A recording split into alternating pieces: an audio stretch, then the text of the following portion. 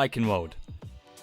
It's pretty great for Doomfist really. Not a whole lot else to say about that. First Point provides great coverage and rollout opportunities, and even grants a good map layout for the punch bot style of play too. But we're here for the rollouts, boys. The third point is pretty much the same as the first, with good coverage, not as many rollouts though. The main part of the map that most people will struggle is the second stage, where you're pushing the payload through the long open stretches of the map. It can be hard to make any space and get anything done most of the time, so I suppose it's important for you to stick around and pick up these rollouts I guess then, If you haven't watched the Dorado video I did, then I'll quickly explain how this video is going to be laid out. I have organised the rollouts into difficulty range of 1 star to 5 star, 1 star being the easiest and 5 being don't try this at home.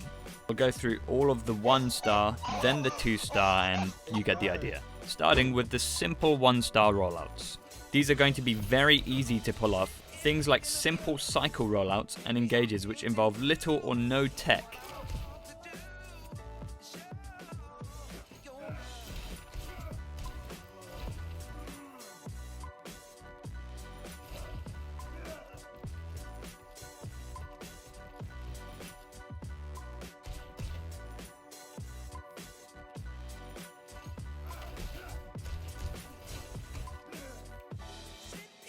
You're able to perform an unexpected engage by slamming over these ledges. It gives you an unexpected advantage over just slamming into their face.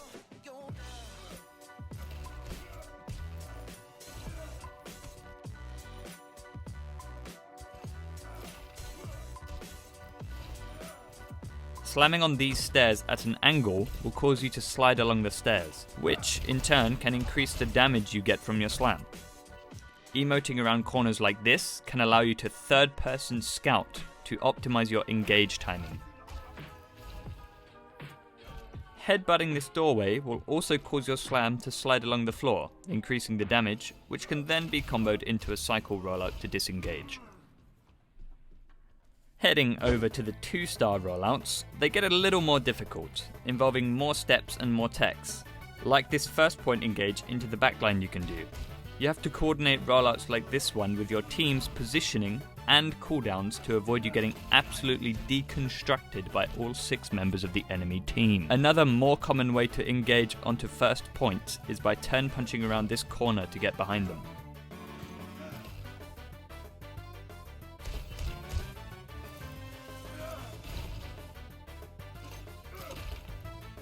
You are then able to combo this with a rollout over the roof as your team engages into them to secure a few kills onto the backline. You can use this spot aggressively too, punching toward the left roof this time and engaging around the choke entrance as they begin to walk through. This engage is quite well known and predictable in the upper brackets, so stick around for some more unique engages later on in the video.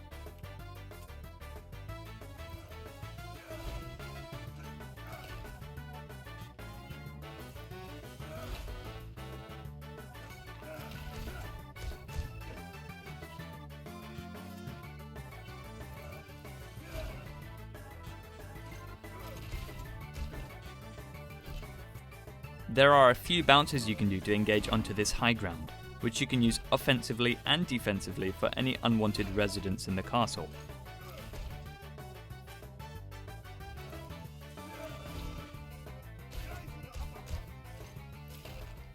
There aren't too many rollouts I can find toward the end portion of the map, other than this neat bounce you can do at the corner of the stairs.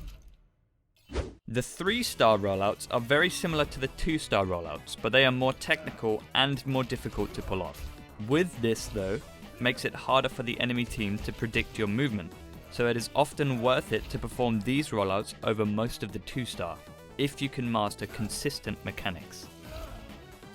A lot of these rollouts are using diagonal punches instead of bounces as for unpredictability, so you have to have good diag mechanics.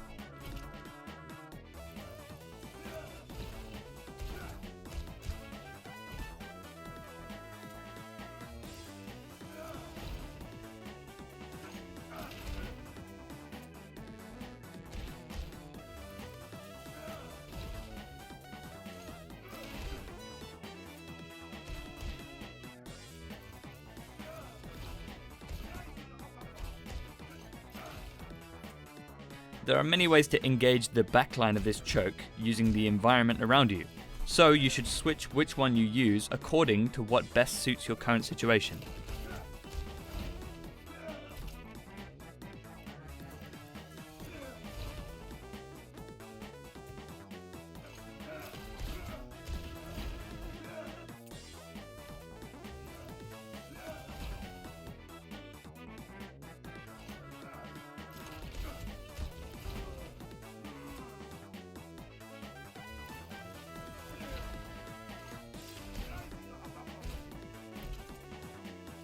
A lot of the more aggressive rollouts like this one have blind spots, so you've got to listen to callouts your team is making on the enemy positions, because though your engage is unpredictable for the enemy, it can be unpredictable for you too.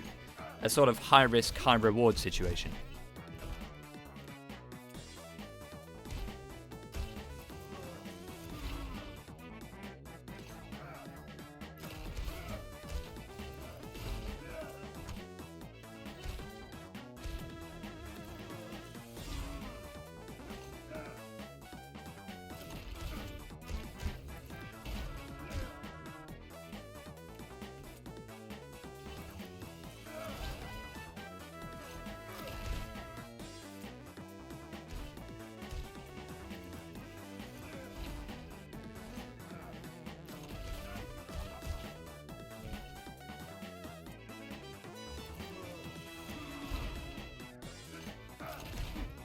Performing a downwards diagonal punch on this bridge means that you spend less time falling in the air, so you're hitting the enemy faster, which means in turn giving them less reaction time. It's things like this that don't make that much difference, but as you get in the higher brackets, it's the little parts that count. The FourStar Rollouts, again, step it up on the technical side, like this downwards diag cycle rollout. The difference it would make is minor, but sometimes that difference can aid you just enough to get out alive. These rollouts require a lot of mechanical skill, but the reward isn't as big of a step from the ThreeStar Rollouts. Techs like these void spot rollouts are great for unpredictability, but are very situational.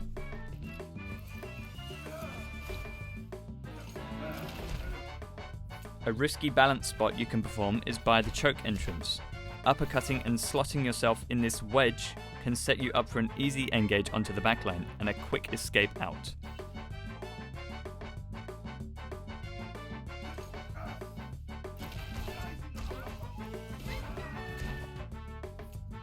You can also use a tech called diagonal slide punching to grant you some serious height from certain map geometry to set you up for a 125 astronomical slam.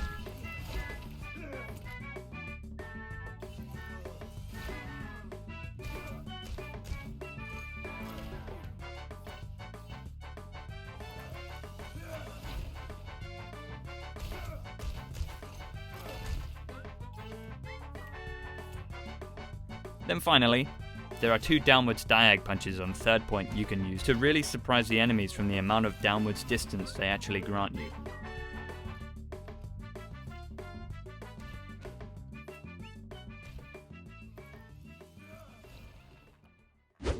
The FiveStar Rollouts.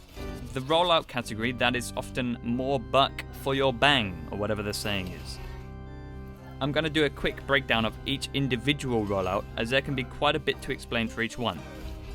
The first rollout is a complex engage onto the defending backline you can perform over the roof of first point.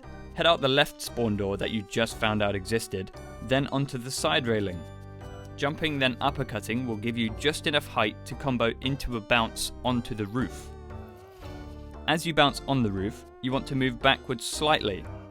Then as you begin to fall down, begin to move slightly forward again to where the two roofs meet. You want to slot yourself in with slight forward momentum. You are able to stay in this stall spot for 4 seconds until it bounces you in the air. So begin charging your punch on the 3rd second so that it's fully charged for when you're at the apex of the bounce. Release your punch into a bounce against the roof and use the slants of the roof to grant you as much distance as possible before you slam onto the backline. The second spot is a defensive way to use the same stall spot as a cheese spot for the attacker's spawn. Head onto the bridge and begin charging your punch.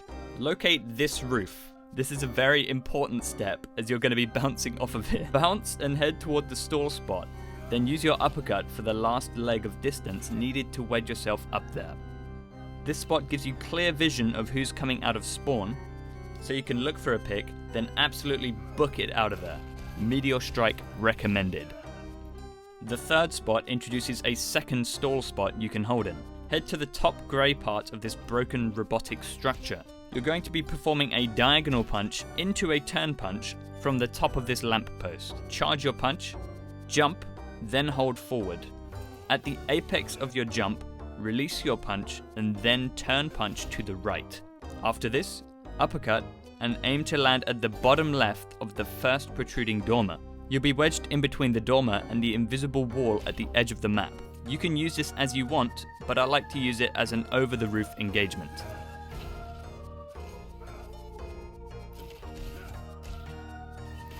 And finally, you can perform a highly technical mind games bait rollout on second point offense. In the higher leagues, it is expected for you to perform a downwards diagonal punch into the enemy team, and so they will often save CCs like shield bash and flashbang for your arrival. To prevent this, you can perform what is called a bait rollout.